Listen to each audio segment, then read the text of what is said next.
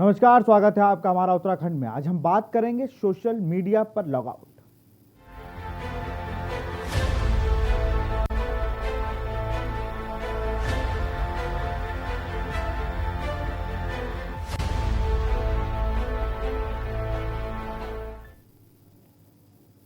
देश भर में कोरोना के बाद इस वक्त सोशल मीडिया और सरकार की तनातनी चर्चा में है।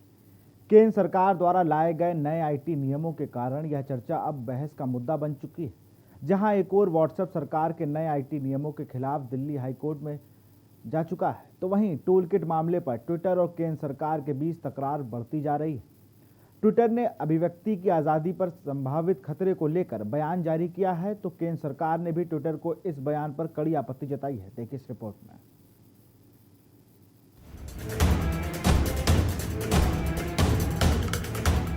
केंद्र सरकार द्वारा लाए गए नए आईटी प्रावधान सोशल मीडिया संस्थाओं के गले की फांस बन चुकी है।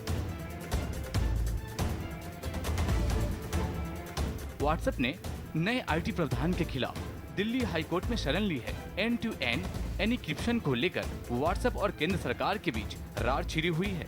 व्हाट्सएप का कहना है कि ट्रेसबिलिटी का प्रावधान असंवैधानिक और लोगों की निजता के मौलिक अधिकार के खिलाफ है। ट्रेसबिलिटी का मतलब यह है कि सरकार के पूछे जाने पर व्हाट्सएप को बताना होगा कि किसी भी मैसेज को किसने सबसे पहले भेजा। यह सोशल मीडिया प्लेटफॉर्म को ट्रैक करना पड़ेगा। व्हाट्सएप इसे अपने नियमों और संविधान के खिलाफ बता रहा है। वहीं भारत सरकार का कहना है कि अपने हर नागरिक के निजता के अधिकार को सुनिश्चित करने के लिए प्रतिबद्ध है, लेकिन इसके साथ साथ सरकार की जवाबदेही लॉ एंड ऑर्डर मेंटेन करने तथा राष्ट्रीय सुरक्षा को सुनिश्चित करने का भी है। सोशल मीडिया प्लेटफॉर्म्स को इंफॉर्मेशन शेयर करने के लिए कहा जाएगा जहां पर कानून का उल्लंघन इन्वॉल्व है, जहां क्राइम इन्वॉल्व है और जिसमें कानून के तहत सजा है। ये बाकायदा कह दिया गया। अब कोई कंस्पिरेसी हैज कर रहा कंट्री के अगेंस्ट, कोई कंस्पिरेसी हैज कर रहा किसी हीनियस क्राइम को कमिट करने के लिए, और फिर उस इंफॉर्मेशन को भी सरकार को शेयर न करें, इसे ना तो हम मानते हैं और ना ही निजता के अधिकार के नाम पर ये अंधेरा कोना इस प्रकार का संरक्षण उचित है। इस साल की शुरुआत से अब तक केंद्र सरकार ट्विटर से 1100 ट्वीट्स हटाने को लेकर आदेश दे चुकी है। फेसबुक पर भी सरकार ने 40,000 से ज्यादा पोस्ट हटाने के आदेश दिए हैं। किसान आंदोलन और कोरोना के दौरान सरकार की आलोचना और कई कार्य प्रणाली पर उठते सवालों के बीच सरकार नई आईटी प्रावधान लेकर आई थी। दरअसल बीजेपी के राष्ट्रीय प्रवक्ता संबित पात्रा ने एक ट्वीट किया था कि जिसमें उन्होंने कांग्रेस की कथित टूल किट का पोस्ट किया था, जिसके बाद ट्विटर ने उस ट्वीट पर मैनिपुलेटेड मीडिया का टैग लगा दिया था। सरकार ने ट्विटर की इस कार्य प्रणाली को लेकर नाराजगी जताई थी। अब सरकार और ट्विटर के बीच तल्खी बढ़ती जा रही है। ट्विटर ने एक बयान जारी करते हुए कहा कि हम पारदर्शिता के सिद्धांत पर हर आवाज को सशक्त बनाने का काम करते रहेंगे। वहीं सरकार ने कड़ी आपत्ति दर्ज करते हुए कहा कि ट्विटर का बयान दुर्भाग्यपूर्ण है, ये पूरी तरह से आधारहीन गलत है। कोई कैसे बताए हवाएं और लहरें कब किसी का हुक्म सुनती हैं? हवाएं हाकिमों की मुट्ठियों में, हथकड़ी में, कैद खानों में नहीं रहती, और लहरें बांधी जाती हैं तो दरिया कितना भी हो पुरसुकून बेताब होता है, और उस बेताबी का अगला कदम सैलाब होता है। ये चाहते हैं कि हवाएं भी इनसे पूछ के चले, लहरें भी इनसे ऊपर पूछ के उठे। मतलब कोई इनके खिलाफ बोले नहीं, कोई इनके कुकर्मों के खिलाफ, कोई इनके तमाम जिस तरह के ये पूरे देश के अंदर इन्होंने इस समय हालात बजा रखे, उसके खिलाफ कोई बोले नहीं। तो ट्विटर हो, फेसबुक हो, इंस्टाग्राम हो, तमाम सोशल मीडिया हो, मेन स्ट्रीम मीडिया को तो इन्होंने जकड़ ही रखा है, गला दबाई रखा है, उनके मालिकों को पकड़ रखा है। अब ये चाहते हैं कि ये जो सोशल मीडिया है उसमें जो तस्वीरें इनकी आ रही हैं वो दिखाई ना पड़े, इसलिए उनको बंद करना चाहते हैं। लेकिन ये बंद नहीं होगा। ये जो दबाने की कोशिश है, ये बांधने की कोशिश है, ये सैलाब की तैयारी है। इस देश में आप देखना, लोग इन्हें ढूंढ ढूंढ करके सड़कों पर नंगा करेंगे और मारेंगे। सरकार और सोशल मीडिया की इस लड़ाई को राष्ट्र सुरक्षा का नाम दिया जा रहा है। 2014 में बीजेपी का केंद्र में सरकार बनाने में सोशल मीडिया का भी बड़ा योगदान माना जाता है, लेकिन अब शायद ही सोशल मीडिया सरकार के गले की फांस बन चुका है। के न्यूज के लिए देहरादून से नवाब चौधरी की रिपोर्ट। और इस पर भी हम लोग चर्चा करेंगे किस तरह सोशल मीडिया पर लगातार सरकार के सख्त रवैये से सोशल मीडिया के जो अधिकारी हैं या जो लोग हैं वो काफी परेशान हैं। इस पर चर्चा करेंगे, लेकिन एक छोटे से ब्रेक के बाद।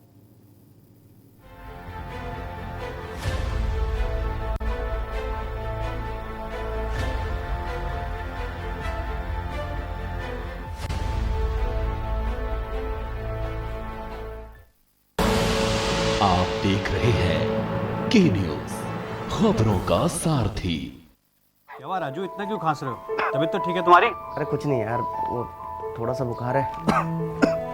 केमिस्ट से दवाई लूंगा। और राजू, हमें कोरोना वायरस को बिल्कुल भी हल्के में नहीं लेना चाहिए। कैसी बात करता है यार, तो दोस्त है कि दुश्मन? बेकार का खर्चा करवाएगा। अबे 2-3 दिन दवाई लूंगा। और डॉक्टर हूँ इसलिए समझा रहा हूँ तुझे। लक्षण है तो अपना कोविड टेस्ट करवा लो। ठीक है, मैं 2-3 दिन में अपनी जांच करवाता हूँ। अरे नहीं, तुरंत कोविड टेस्ट कराओ अपना। रिपोर्ट आने तक खुद को आइसोलेट करो। समय से जांच न करवाने और चिकित्सक के परामर्श न लेने के कारण लोग गंभीर रूप से बीमार हो सकते हैं। समय रहते इसकी पहचान करना जरूरी है राजू। ठीक है डॉक्टर साहब, मैं आज और अभी अपनी जांच करवाता हूँ। जल्द से जल्द डॉक्टर से परामर्श लेकर अपना इलाज करवाओ। और हाँ, अब उत्तराखंड सरकार ने लक्षण आने पर दवाई देने का प्रावधान भी शुरू कर दिया है, समझे? घबराएं नहीं, कोरोना का टेस्ट समय से करवाएं। रिपोर्ट आने तक खुद को आइसोलेट करें। जल्द से जल्द डॉक्टरी परामर्श लें। समय रहते हॉस्पिटल जाएं। कोरोना के लक्षण को समय से पहचानना जरूरी है। कोविड वैक्सीन अवश्य लगवाएं, मास्क पहने और सोशल डिस्टेंसिंग का पालन करें। सूचना एवं लोक संपर्क विभाग द्वारा जनहित में जारी। आप देख रहे हैं के न्यूज, खबरों का सारथी।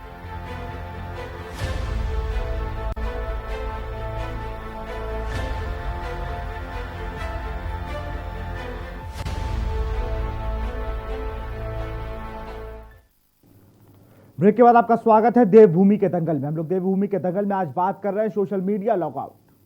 लगातार ट्विटर, फेसबुक और केंद्र सरकार, इन तीनों के बीच पहेलियां उलझती जा रही हैं। वो लगातार ये कह रहे हैं, सरकार का एक साफ रुख है कि हम जो मैसेज किसने पहले फॉरवर्ड किया, कहां से जनरेट हुआ, इसकी पूरी जानकारी चाहते हैं। जबकि दोनों सोशल मीडिया प्लेटफॉर्म ये कह रहे हैं कि हमारे संविधानों का हनन है। इस पर चर्चा करेंगे। हमारे साथ पैनल भी जुड़ा हुआ है। हमारे साथ आम आदमी पार्टी से प्रवक्ता नवीन परशाली जुड़े हुए हैं, भाजपा से प्रवक्ता सादाब शम्स जुड़े हुए हैं और कांग्रेस से प्रवक्ता प्रतिमा सिंह जी जुड़े हुए हैं। प्रतिमा सिंह जी, सबसे पहले टूल किट को लेकर संबित पात्रा ने ट्वीट किया, फिर उसे मीडिया मैनिपुलेट करके ट्विटर ने मार्क कर दिया, उसके बाद बवाल बढ़ता चला गया। देखिए, बड़ी बात यह है कि जो संबित पात्रा जी ने ट्वीट किया था टूल किट को लेकर के, उस टूल किट पे हमने आपत्ति दर्ज कराई थी और आपत्ति दर्ज कराने के साथ साथ ट्विटर पे तो आपत्ति दर्ज कराई थी हमने। संबित पात्रा, जेपी नड्डा, स्मृति ईरानी सहित भाजपा के कई नेताओं के खिलाफ एफआईआर भी दर्ज करवाई। जिस तरीके से उन्होंने एक मैनिपुलेटिव मीडिया क्रिएट किया था कि हमारे सेंट्रल विस्टा की जो रिसर्च थी वो हमारे 6 पेपर्स को ऐड करके उसके आगे पीछे अपने पेपर्स को कनेक्ट करके एक उन्होंने दिखाने की कोशिश की थी कि ये कांग्रेस का टूल किट है।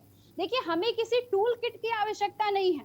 आज देश में जिस तरीके का माहौल है, जिस तरीके से आप देख रहे हैं, हर व्यक्ति अपनी अभिव्यक्ति की आजादी का प्रयोग कर रहा है और सरकार के खिलाफ खुलकर सोशल मीडिया पे लिख रहा है।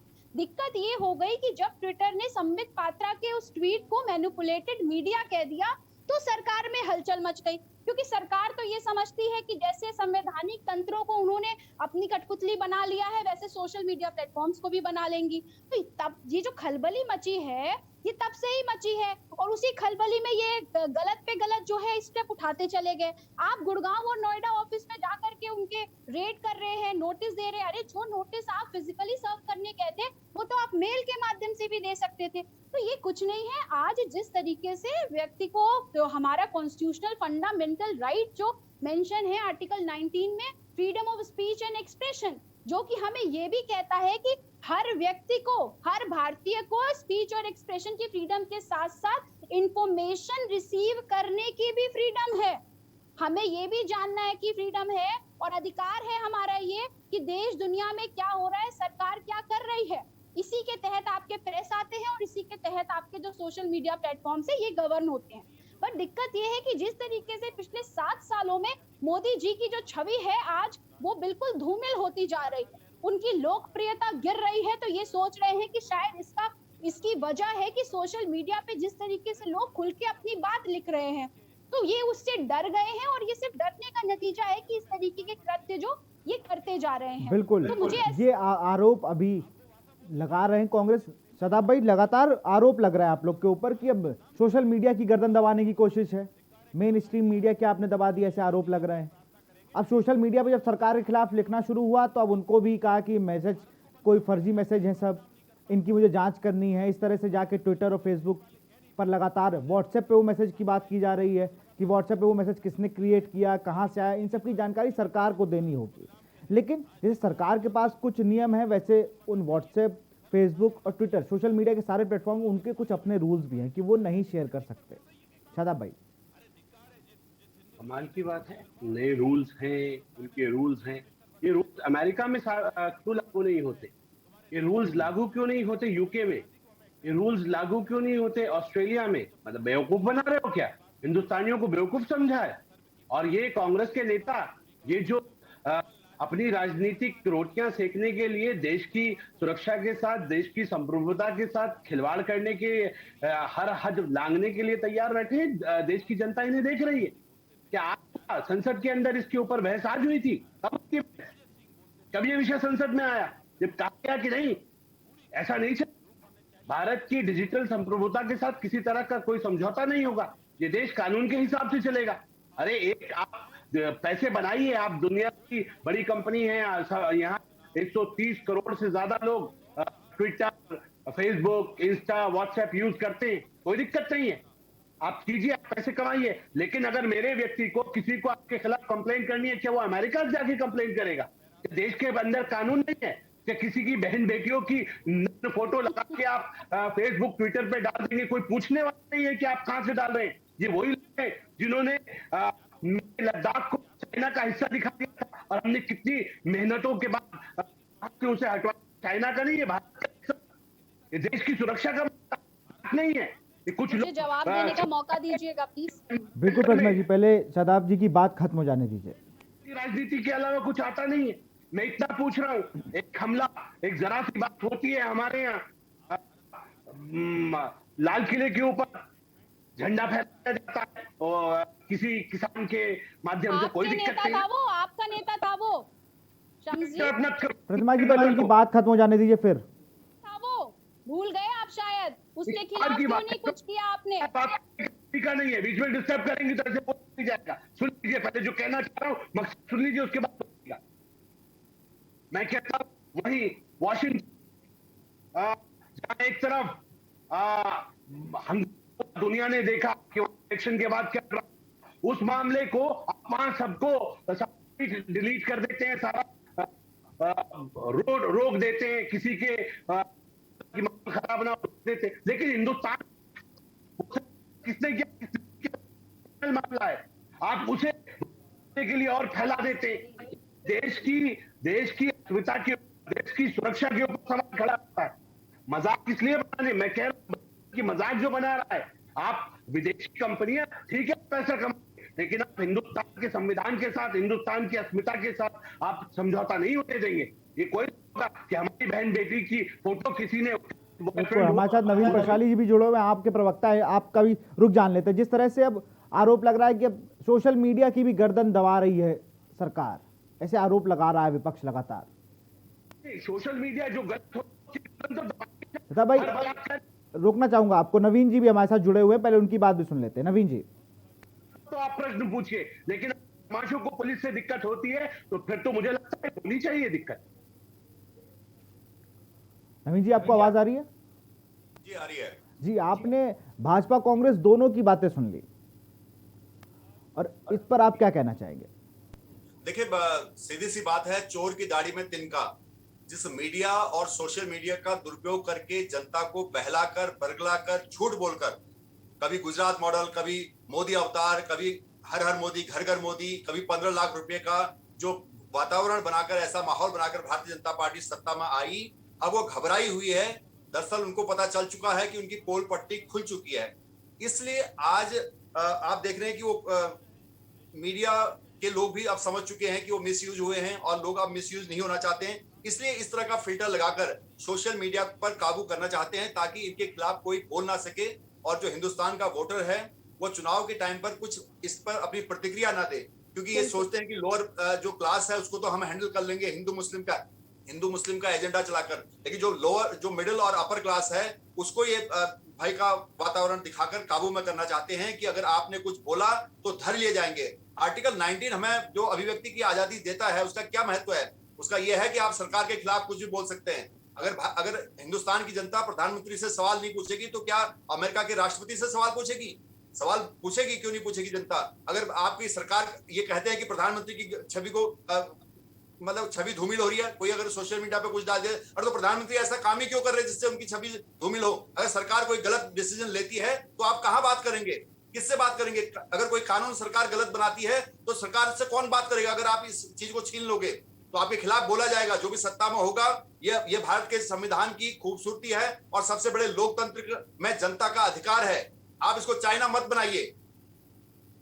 आप जिस अमेरिका और दूसरे देशों की बात कर रहे हैं, हम वहां रह के आए हैं, आप वहां गए नहीं होंगे, इसलिए वहां पर कितनी आजादी है आपको पता ही नहीं है। आप क्या जानते हैं? दादा भाई, आप नोटिंग मत कीजिए। सदाब जी, आपको भी रोकना चाहूंगा, नवीन जी आपको भी रोकना चाहूंगा। आप हम तीनों लोग हमारे साथ बने रहिए। हम लोग लगातार बात करें जिस तरह सोशल मीडिया पर बवाल छिड़ चुका है। केंद्र सरकार बनाम सोशल मीडिया प्लेटफॉर्म जो चल रहा है कि सारी चीज़ें हमें जानकारी चाहिए होगी कि हमारे देश में कैसे कैसे फर्जी मैसेज जो क्रिएट होते हैं या और भी कुछ जो वायरल मैसेजेस होते हैं उनकी जानकारी उनको चाहिए होगी। यहाँ रुकते छोटे से ब्रेक के लिए चर्चा को जारी रखेंगे।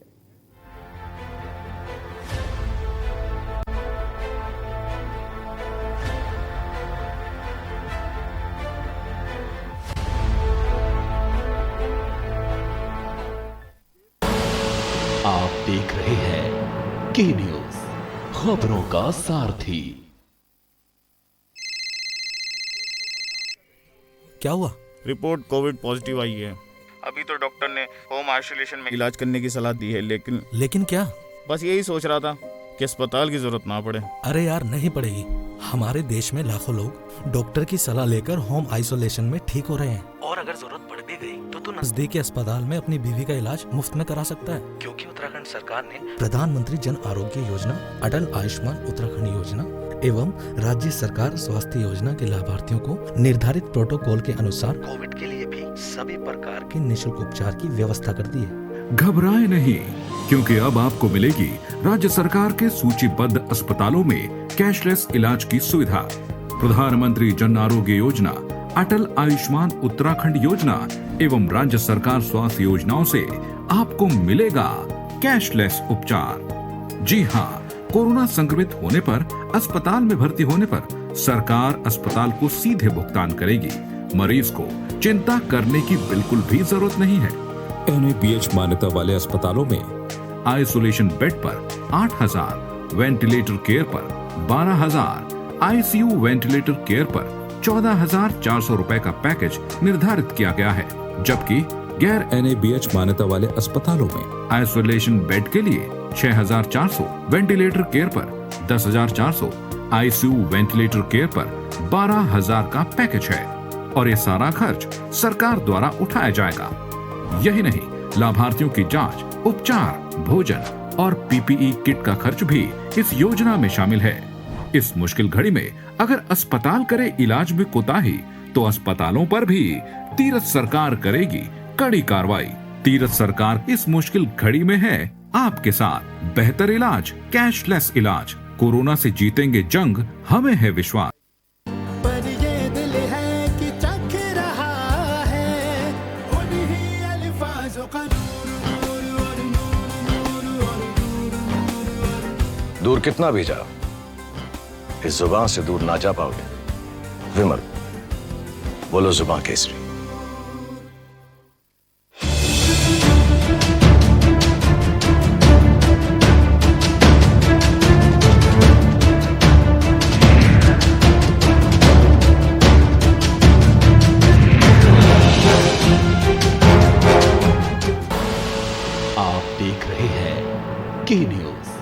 खबरों का सारथी।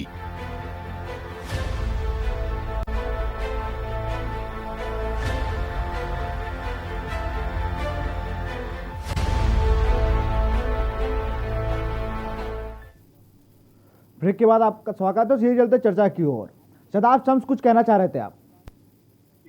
मैं सिर्फ इतना कह रहा था, अभी आम आदमी पार्टी के नेता कह रहे थे कि देश के प्रधानमंत्री, अरे कोई दिक्कत नहीं ना, हम हिंदुस्तानी हैं, आप भी और हम भी। आप हमें दीजिए गाली। अगर आपको लगता है कहीं गलत हो रहा है, आप किसी से सहमत नहीं है, अभिव्यक्ति की आजादी कौन रोक रहा है?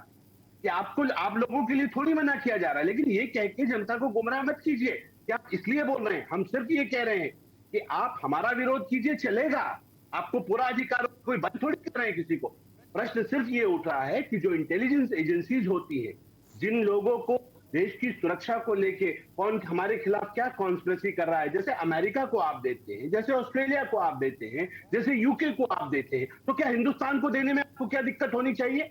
नहीं होनी चाहिए ना।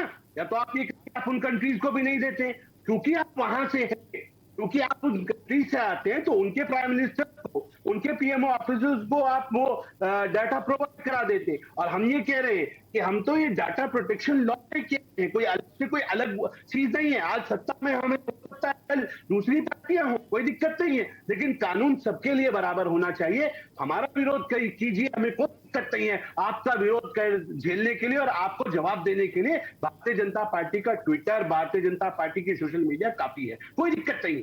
लेकिन देश की सुरक्षा के साथ आम पब्लिक, किसी बहन बेटी का किसी के साथ अफेयर हो गया, उसके साथ वो लिव इन रिलेशनशिप में आ गई, उसके बाद वो व्यक्ति उसकी फोटो, न्यूड फोटो फेसबुक और बिल्कुल। शदाब जी, प्रतिमा सिंह जी कुछ कहना चाहती हैं? शदाब जी, पहले प्रतिमा सिंह जी को भी सुन लेते हैं।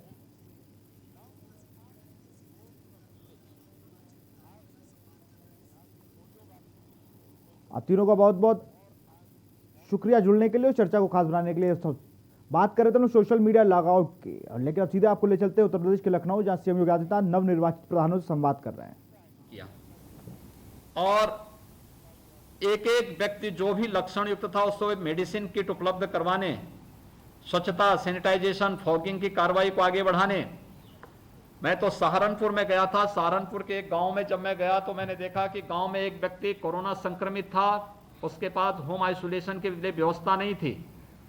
तब तक ग्राम प्रधानों का शपथ भी नहीं हुआ था, लेकिन गांव की प्रधान ने गांव के पंचायत भवन में कोरोना संक्रमित को रख करके अपने घर से भोजन लेके आती थी, भोजन निगरानी समिति के माध्यम से उसको भोजन करवाती थी, गांव की साफ सफाई का ध्यान तब भी रख रही थी।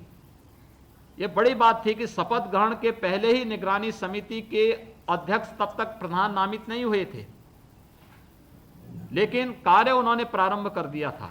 आज उसी का परिणाम है कि इतनी बड़ी संख्या में हम लोग, जिस उत्तर प्रदेश के बारे में आशंका व्यक्त की जा रही थी कि उत्तर प्रदेश की स्थिति सर्वाधिक खराब होगी, और उत्तर प्रदेश आज सबसे सुरक्षित स्थिति में, सबसे अच्छी रिकवरी दर हमारी है, सबसे अच्छी स्थिति में हम उत्तर प्रदेश को लेकर के चले जाने में सफल हुए हैं।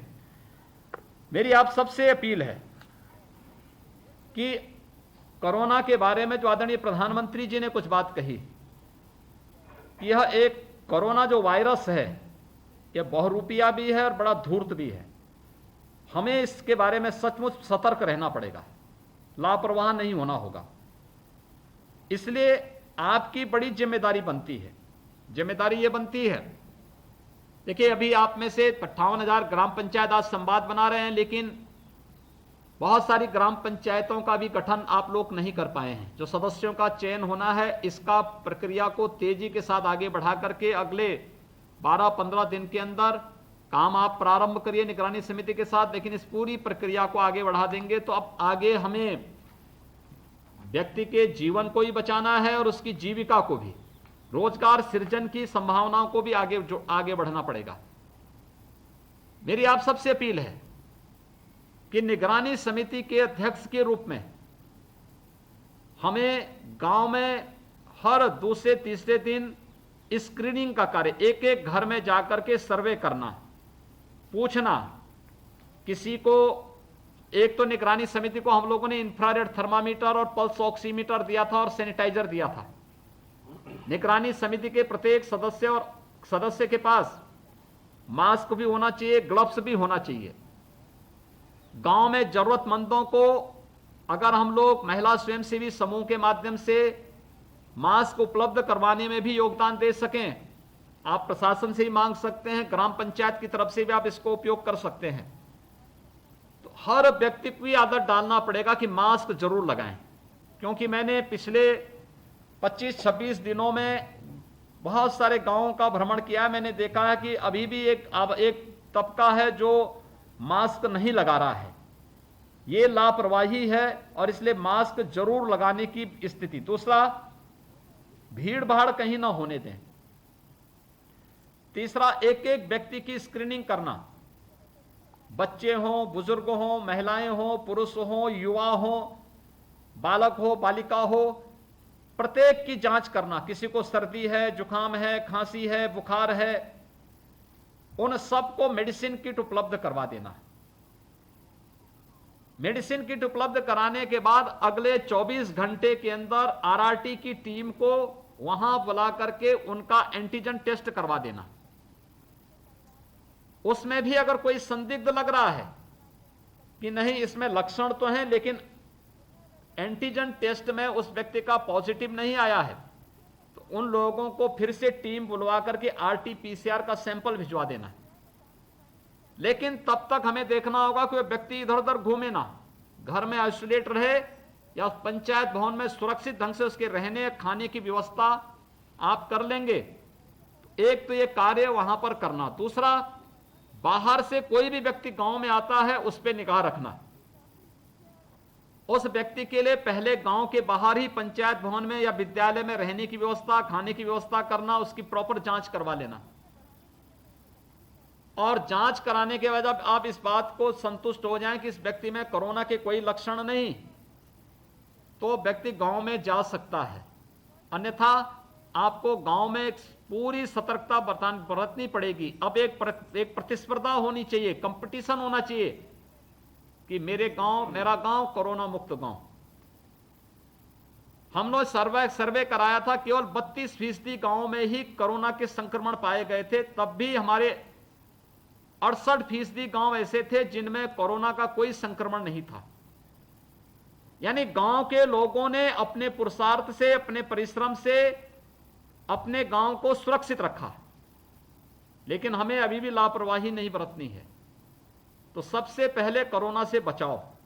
दूसरा, बरसात आने वाला है और बरसात जब आती है तो बरसात अपने साथ कभी बहुत बार बीमारी भी लेके आती है।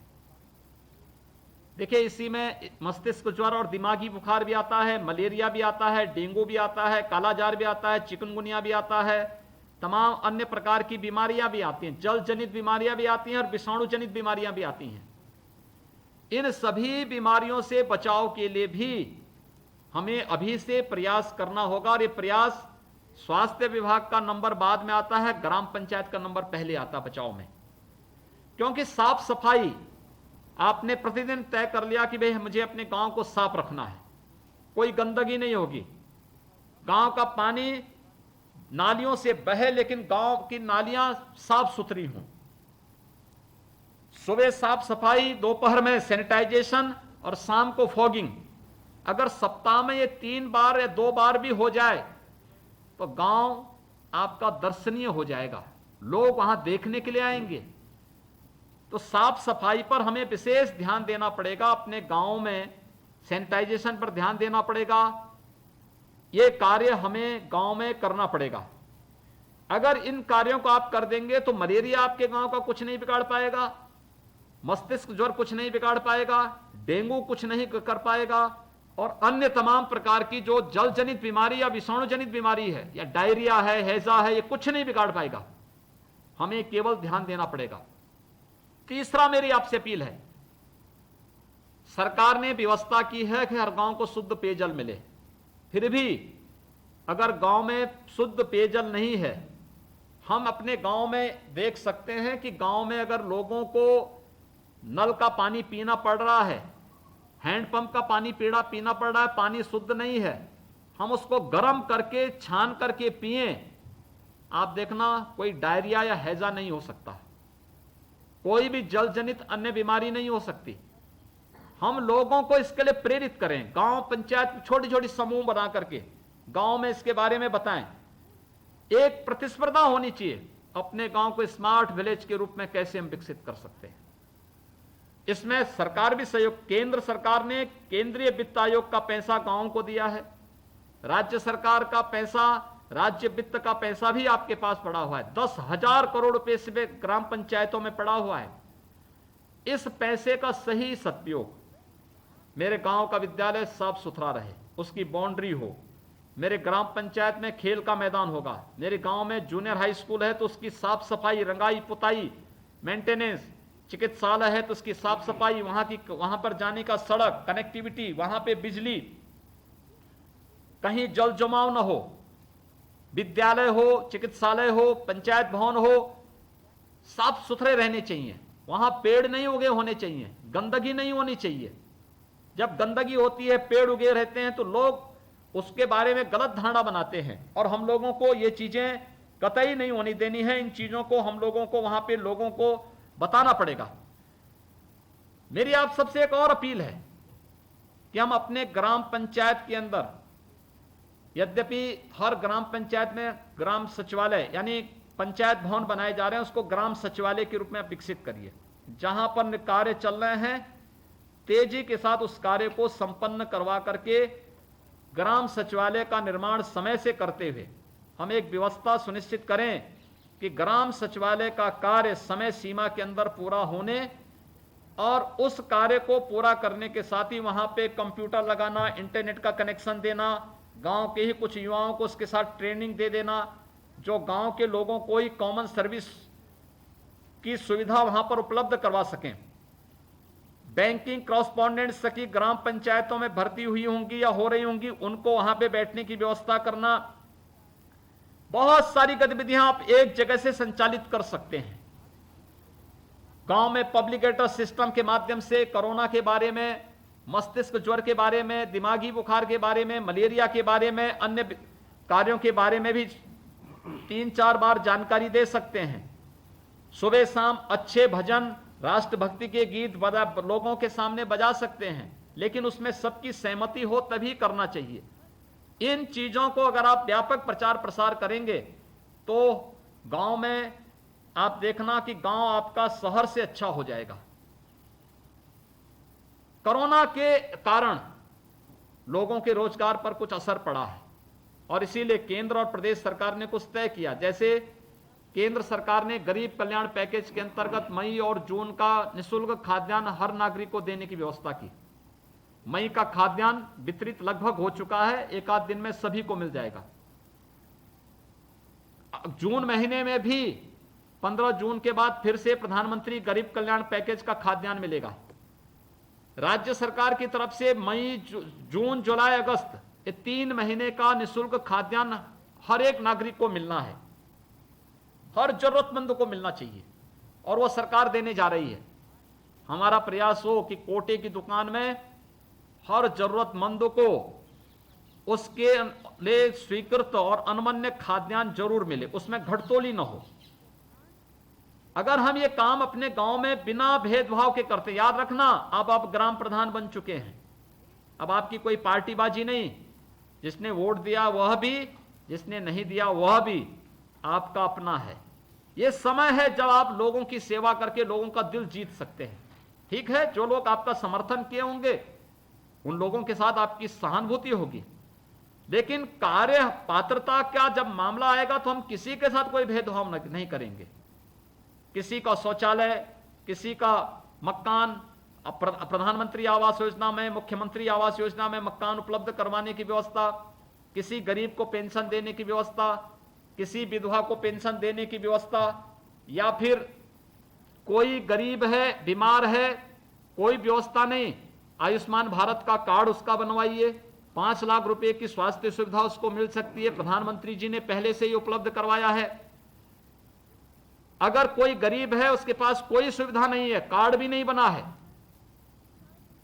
बीमार है, कोई आय का स्रोत नहीं, हम ग्राम प्रधान निधि से उसको 2000 रुपए तक की सहायता कर सकते हैं। ये व्यवस्था पहले से है। अगर किसी की दुखद मौत हुई है, निराश्रित है, कोई देखभाल करने वाला नहीं या परिवार की आय नहीं कि वो अंतिम संस्कार कर सके, 5,000 रुपए तक की सहायता आप ग्राम प्रधान निधि से उसको कर सकते हैं। ये इतने अधिकार आप लोगों के पास हैं, अपने इस अधिकार का हमें सदुपयोग करना चाहिए, लेकिन पात्रता का ध्यान रखते हुए अगर हम इस कार्य को करेंगे, आप देखना आपकी लोकप्रियता उसी प्रकार से आगे बढ़ेगी जैसे शिवचरण जी ने लखीमपुर खीरी में निर्विरोध प्रधान बनकर के वहां पर उन्होंने एक नया कीर्तिमान स्थापित, चौथी बार ग्राम प्रधान बने हैं। ऐसे ही आप सभी के साथ भी जुड़ेगा और हमें उस दिशा में बेहतर प्रयास करने होंगे। कोरोना कालखंड में सावधानी और सतर्कता बहुत आवश्यक है। मैं आप सबसे अपील करूंगा कि हम हर व्यक्ति को इसके लिए सतर्क रखें, सावधान रखें, हर एक व्यक्ति को मेडिसिन किट उपलब्ध करवाएं। गांव में आपको मैं एक और अपील करूंगा कि लोगों को बोलें कि वे टेस्ट करने से न भागें। दूसरा, हम कॉमन सर्विस सेंटर जो गांव का है उसको आप तैयार करवा लीजिए, सरकार उसमें सहयोग कर रही है। कॉमन सर्विस सेंटर में मेरी आप सबसे अपील है कि रजिस्ट्रेशन की व्यवस्था कराएं वैक्सीन लगाने के लिए, क्योंकि अब हम लोग गांव के ही पंचायत भवन में भी वैक्सीन के सेंटर लेके जा रहे हैं। वहीं रजिस्ट्रेशन करवाएंगे, फिर वहीं पे हमारी टीम जाएगी, वहीं वैक्सीन देगी गांव के लोगों को। तो गांव के व्यक्ति टेस्ट करने से भी ना भागें, वैक्सीन लेने से भी नहीं भागेंगे। तो आप देखना, कोरोना से सुरक्षा का ये कवच प्रधानमंत्री जी ने दिया है। 2 वैक्सीन अब तक लग रही हैं, आने वाले समय में तमाम अन्य नई वैक्सीन भी आने वाली है। ये हर एक व्यक्ति को सुरक्षा दे देगा। कोरोना फिर कुछ नहीं बिगाड़ पाएगा, बशर्ते हम स्वयं उसके प्रति सतर्क हो जाएं। तो आप सबकी बड़ी भूमिका है और त्रिस्तरीय पंचायत में सबसे महत्वपूर्ण और मजबूत कड़ी के रूप में ग्राम प्रधानों की भूमिका को कोई नजरअंदाज नहीं कर सकता है। आप सभी चुने गए, आप सबको मैं बधाई देता हूं। आदरणीय राज्यपाल महोदय का हृदय से अभिनंदन करता हूं। उनका मार्गदर्शन आप सबको आज प्राप्त हो रहा है, यह आपके लिए सौभाग्य की बात है। आदरणीय राज्यपाल महोदय के मार्गदर्शन और उनके आशीर्वाद से आप सभी अच्छा कार्य करें, इस विश्वास के साथ आप सबके सफल और मंगलमय भविष्य की मैं कामना करता हूं। धन्यवाद।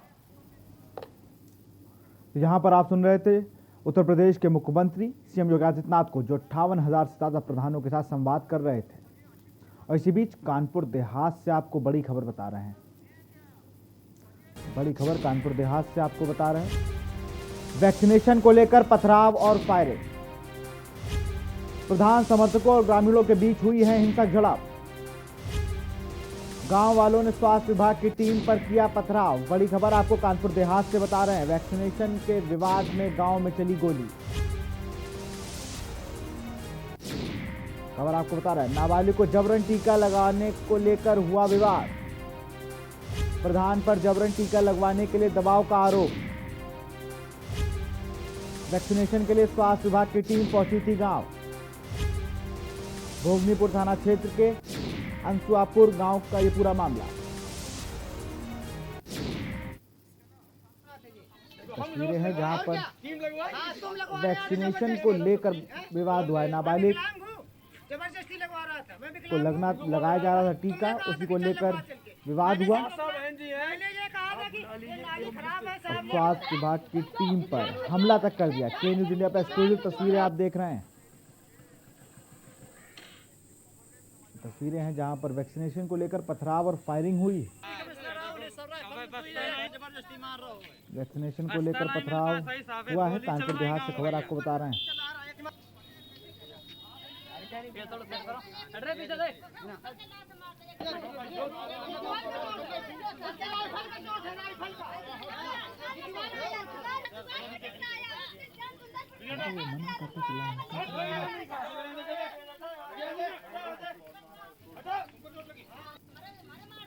तो खबर कानपुर देहात से आपको बता रहे हैं, जहां वैक्सीनेशन को लेकर विवाद हुआ है, पथराव और फायरिंग हो गई। लगातार जिस तरह से गांव पर स्वास्थ्य विभाग की टीम पर हमला हो रहा है, ये पहली मर्तबा नहीं है, लेकिन इस बार मामला कुछ और है। नाबालिग के टीकाकरण को लेकर प्रधान से विवाद होता है, जहां पर प्रधान समर्थक और ग्रामीण भिड़ जाते हैं। उसके बाद स्वास्थ्य विभाग की टीम पर ही हमला कर दिया जाता है। तो कहीं ना कहीं जो ग्रामीण क्षेत्रों पर बात की जा रही है वैक्सीनेशन को लेकर कि वहां पर लोग जागरूक हो, लेकिन कहीं ना कहीं वो जागरूक नहीं हो रहे हैं। वो अभी भी टीके का जो डर है उनके अंदर वो बना हुआ, जिसकी तस्वीर आप देख रहे हैं कानपुर देहात से, जहां पर हमला कर दिया गया स्वास्थ्य विभाग की टीम पे। इस कोरोना काल में लगातार स्वास्थ्य विभाग की टीम को निशाने पर लिया जाता है। विवाद किसी से भी हो, अगर वहां पर स्वास्थ्य विभाग की टीम मौजूद है तो पत्थर उन्हीं पर चलाए जाते हैं।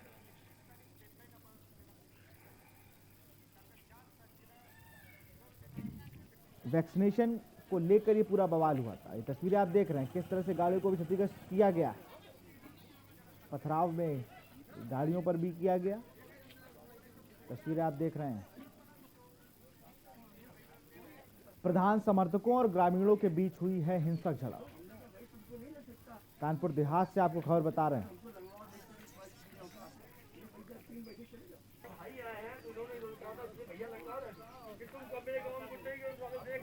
भोगनीपुर तहसील का यह पूरा मामला बताया जा रहा है। प्रधान समर्थकों और ग्रामीणों के बीच हुई है हिंसक झड़प। खबर आपको कानपुर देहात से बता रहे हैं। कोविड वैक्सीन के दौरान हुआ है बवाल। नाबालिग को टीका लगाया जा रहा था, जिसका विरोध ग्रामीण करते हैं। प्रधान समर्थक, फिर विवाद बढ़ता है और हमला होता है स्वास्थ्य विभाग की टीम पर। यहां रुकते छोटे से ब्रेक के लिए जल्द हाजिर होंगे। आप देख रहे हैं के न्यूज, खबरों का सारथी। जुबान के लिए उड़ चला गैरों की ज़मीं पर, खुशबू अपने पन की ढूंढता और दूर कितना भी जा, इस जुबान से दूर ना जा पाओगे। विमल, बोलो जुबान केसरी। ये सबसे अच्छी बात है कि अब उत्तराखंड में जिस तरह से लगातार क्रिकेट बढ़ रहा है, तो इसमें कहीं ना कहीं बड़ा फायदा मिल रहा है क्रिकेटर्स को, युवा क्रिकेटर्स को। एटमॉस्फेयर बदला है क्रिकेट का और बहुत अच्छे स्तर पे पहुंच गया है। जो टीम बनी है, इनमें क्या ऐसा क्रिकेटर निकल रहा है? सब है, मतलब हमारे पे मीडियम पेसर अच्छे हैं और बैट्समैन अच्छा कर रहे हैं। अब जब हमें खेलने की बारी है तो पहले पहाड़ के लड़के खेलने, ये एक अच्छी चीज है। तो मुझे लगता है क्रिकेटर ना होते तो क्या होते? मैं क्रिकेटर ना होता तो शायद मैं आर्मी में होता।